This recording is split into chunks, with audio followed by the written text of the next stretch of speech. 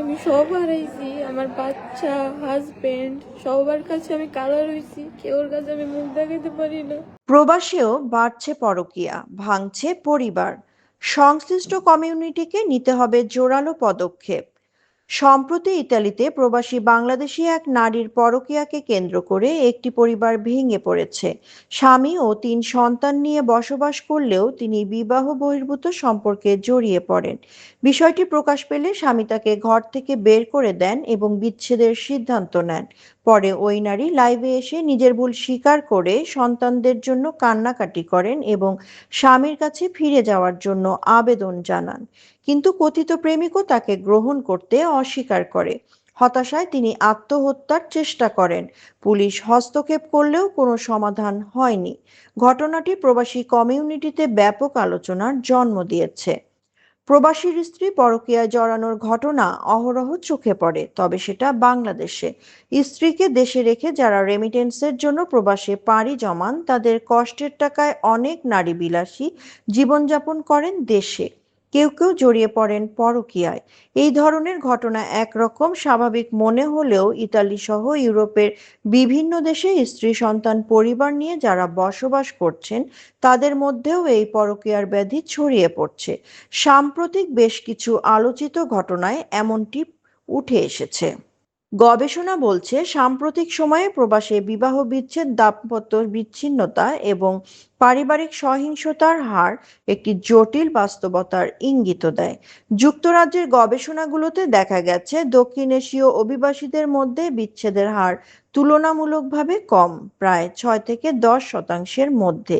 এটি একদিকে পারিবারিক স্থিতিশীলতার লক্ষণ মনে হলেও সমাজবিজ্ঞানীরা বলছেন এটি অনেক সময় সামাজিক চাপ, ধর্মীয় মূল্যবোধ এবং পারিবারিক সম্মানের কারণে সম্পর্ক টিকে থাকার ফল, যেখানে ভেতরের সংকটগুলো প্রায় প্রকাশ পায় না।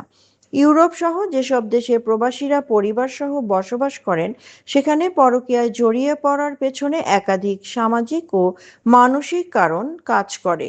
নিজস্ব ধর্মীয় ও সামাজিক মূল্যবোধ থেকে ধীরে ধীরে বিচ্ছিন্নতা তৈরি হয়, কারণ প্রবাসে সেই নিয়ন্ত্রণমূলক পরিবেশ তুলনামূলকভাবে দুর্বল থাকে। একই সঙ্গে ইউরোপীয় সংস্কৃতির সঙ্গে মানিয়ে নেওয়ার প্রবণতা, ব্যক্তি স্বাধীনতার বিস্তৃত সুযোগ এবং ভিন্ন জীবনধারাকে গ্রহণ করার মানসিকতা অনেককে প্রভাবিত করে। স্বামী স্ত্রীর পৃথক কর্মসংস্থান ও ব্যস্ততা পারস্পরিক দূরত্ব বাড়ায়। এই পরিস্থিতিতে একাকিত্ব ও আবেগজনিত শূন্যতা তৈরি হয়ে কখনো কখনো মানুষকে বিকল্প সম্পর্কের দিকে ঠেলে দেয়। ইতালির সাম্প্রতিক ভাইরাল ঘটনাটি এই বৃহত্তর বাস্তবতারই একটি প্রতিফলন। এখানে কেবল ব্যক্তিগত ভুল নয়, বরং একটি ভেঙে পড়া সামাজিক কাঠামোর চিত্র ফুটে ওঠে, যেখানে কাউন্সিলিং, পারিবারিক মধ্যস্থতা এবং সামাজিক সহায়তার ঘাটতি স্পষ্ট। ধর্মীয় ও সামাজিক বন্ধন দুর্বল হলে এবং মূল্যবোধের রূপান্তর ঘটলে ব্যক্তি সহজেই আবেগের বশবর্তী হয়ে সিদ্ধান্ত নেয়, যার মাসুল দিতে হয় পুরো পরিবারকে।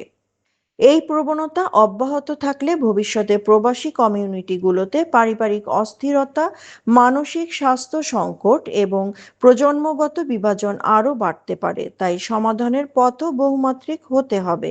কমিউনিটি ভিত্তিক কাউন্সিলিং, পারিবারিক সংলাপের সংস্কৃতি গড়ে তোলা এবং প্রবাসে বসবাসকারীদের জন্য মানসিক স্বাস্থ্য সহায়তা নিশ্চিত করা জরুরি। একই সঙ্গে ধর্মীয় ও নৈতিক শিক্ষার ইতিবাচক পুনর্গঠন গুরুত্বপূর্ণ ভূমিকা রাখতে পারে, কারণ একটি সুস্থ পরিবারই প্রবাস জীবনের সবচেয়ে বড় নিরাপত্তার বলয়।